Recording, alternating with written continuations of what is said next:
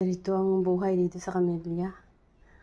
Laging tambak ang iyong hugasan. Hindi ka makakapaglinis kasi wala nang tubig.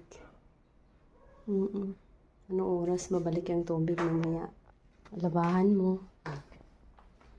Ayan. Naubutan. Nawalan ng tubig kaya hindi pa natapos ang washing. Hirap ng buhay dito sa Camellia kasi nawawalan kami ng tubig ng 11. Kapag 11 na, mga 11:30, wala nang tubig.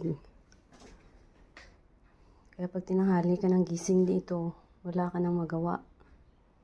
Ang hugasan mo talagang tatambak na talaga. Ay naku, hirap kaya ang buhay namin dito. Walan kami ng tubig. Mamaya pagbalik ang tubig ng 4 PM. Kaya tiis-tiis yung mga hugasan. Mamaya alas 4 pa mahugasan.